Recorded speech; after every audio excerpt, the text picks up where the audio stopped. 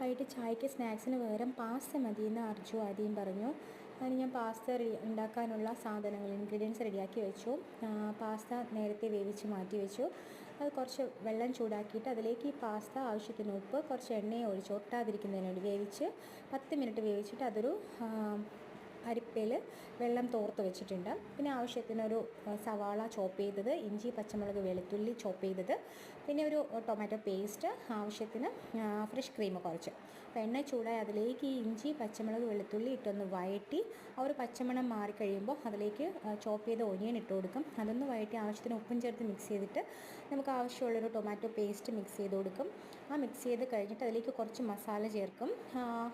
നമ്മുടെ കയ്യിലുള്ള മസാല എന്നിട്ട് കുറച്ച് ഫ്രഷ് ക്രീം എൻ്റെ ഇല്ലാത്തതുകൊണ്ട് ഞാൻ കുറച്ച് തണുത്ത പാലാണ് ചേർത്തത്.